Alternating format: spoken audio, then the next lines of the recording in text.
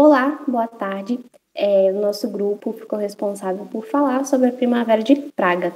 Nós somos alunos do terceiro ano B, eu sou a Gabriela, os outros integrantes do grupo são o Gustavo, a Lívia Martins e a Natália. E bem, antes da gente falar sobre a Primavera de Praga, é importante falar um pouco sobre o contexto. E bem, Praga ela é a capital da Tchecoslováquia, que atualmente não é mais um país. Ela se dividiu em República Tcheca e República Eslováquia. E bem, Primavera de Praga tem esse conceito de primavera, que representa revoluções e revoltas que ocorrem, esses movimentos se afloram e ganham grande importância. É onde a população se revolta e se ergue para combater alguma coisa em determinado país. E bem, sobre o regime comunista na Tchecoslováquia, ele foi estabelecido logo após a Segunda Guerra Mundial como consequência da ocupação soviética no país. E a partir de então, o sistema político da Tchecoslováquia ele foi estruturado e moldado na base dos regimes soviéticos. E contando com partido único, com a censura estabelecida, com a economia planificada. E, bem, em geral, nos outros países do leste europeu, esses sistemas comunistas eles foram impostos à força pelos soviéticos. Porém, na Tchecoslováquia foi diferente, porque esse regime ele se estabeleceu por conta de uma demanda da população. A população via naquele regime uma boa alternativa para o futuro. E uma comprovação disso é que em 1947 o Partido Comunista PC ele recebeu 40% dos votos, segundo Erich Hobsbawm. E bem, a Tchecoslováquia ela era um país socialista alinhado aos interesses da URSS, a União das Repúblicas Soviéticas. Só que quando um dos grandes líderes da URSS, que é Joseph Stalin, ele falece em 1953, o mundo socialista ele fica, de certa forma, abalado e ele vai tentar se transformar. E a partir dessa tentativa de transformação vão surgir dois lados.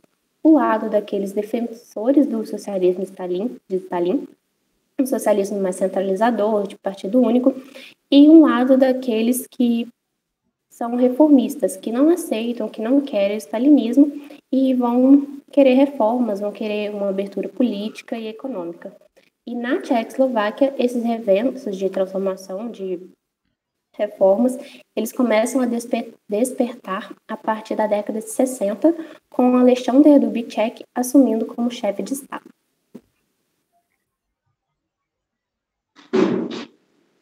Nessa imagem aí, vocês podem ver um protesto a favor do Alexander Dubček e dos seus ideais. Agora vamos falar um pouco sobre o que foi a Primavera de Praga. Considera-se o ponto de partida da Primavera de Praga a data 5 de janeiro de 1968, quando Alexander Dubček assumiu o posto de primeiro secretário do Partido Comunista e o comando da Tchecoslováquia.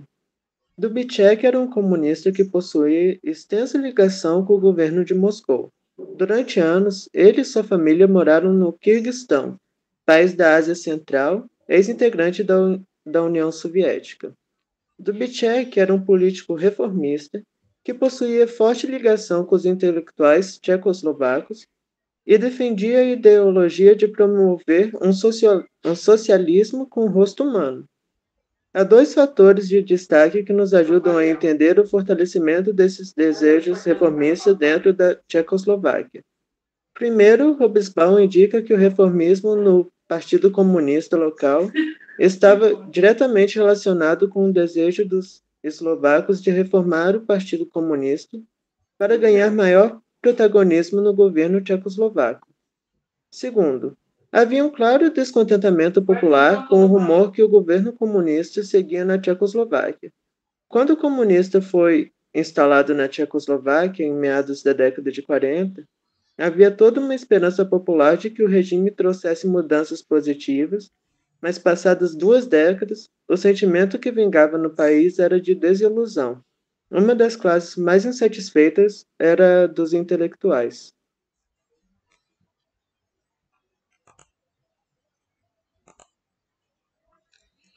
Então, na imagem podemos ver o líder Alexander fazendo um discurso e logo ao fundo um cenário de guerra, de violência, né, que está representando a União Soviética e toda a dominação que ela impunha sobre o povo. Então, continuando o que o Gustavo falou, foi dentro desse contexto que Alexander Dubček despontou como nova liderança política na Tchecoslováquia. Ele se encaixava dentro dos dois fatores citados, pois ele era eslovaco e também alimentava ideais reformistas, conforme já foi mencionado, né? Com a, com a posse de Dubček, inúmeras mudanças aconteceram no país, e isso alimentou o desejo da população por reformas. Uma das primeiras mudanças sobre o regime de Dubček foi o fim da censura que existia no país. Isso garantiu que produtos típicos da cultura ocidental passassem a ser amplamente consumidos pela população. Outra consequência direta do fim da censura foi a maior divulgação de ideias que muitas vezes criticavam o próprio Dubček, além de que, claro, a ampliação das denúncias contra as irregularidades do regime comunista. As ações de Dubček refletiram diretamente no movimento estudantil tchecoslovaco, que se mobilizou e passou a pressionar o governo para que as mudanças no país em direção a um regime socialista com liberdade e democracia se ampliassem. Entre os intelectuais, a adesão também foi maciça. Destaca-se aqui o Manifesto das 2.000 Palavras, redigido por Ludwig. Esse documento exigia que amplas reformas fossem realizadas no país e contou com milhares de assinaturas.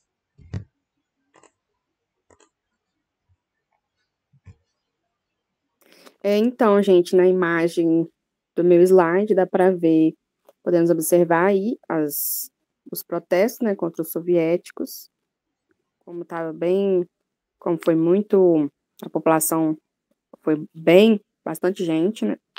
E agora vamos para mais um pouco sobre a história.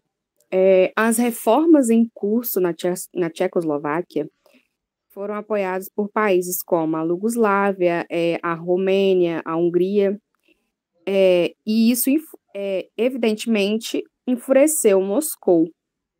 O governo soviético ele via nos acontecimentos de Praga um perigoso precedente que poderia enfraquecer o seu poder sobre o bloco comunista.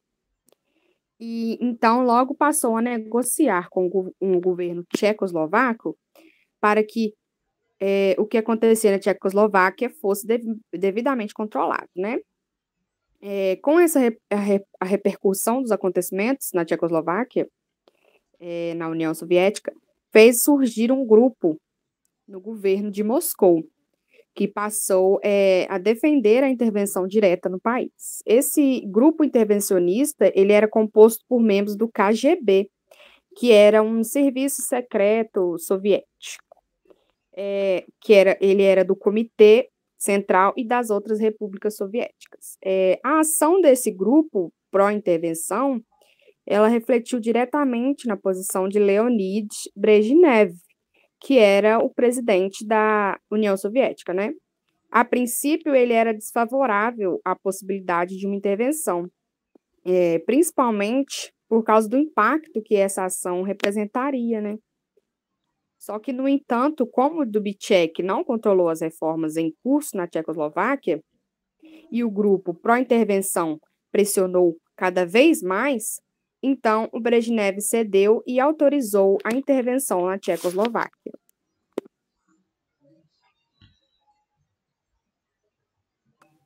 E bem, na virada de julho para agosto, aconteceram 2 reuniões, uma em Cierna e outra em Bratislava, na quais foram debatidas com os representantes do governo tchecoslovaco e soviéticos algumas alternativas para controlar essas reformas. E, porém, para o governo de Moscou, essas reuniões elas foram um fracasso e acabaram fortalecendo o reformismo. Ainda em agosto de 1968, em uma reunião secreta realizada no dia 16, militares soviéticos optaram por realizar a intervenção na Tchecoslováquia.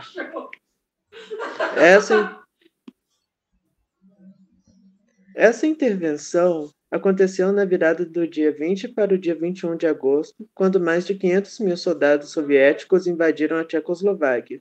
A intenção soviética também contou com milhares de blindados e centenas de aeronaves.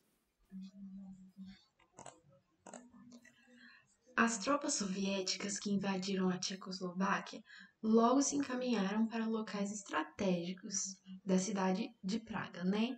Que eram as emissoras de rádio e os prédios governamentais. Aconteceram pequenos confrontos localizados da população local com as tropas soviéticas. Só que, no geral, a resistência foi pacífica. A intervenção soviética colocou fim ao projeto reformista da Tchecoslováquia. E este era o fim da Primavera de Praga.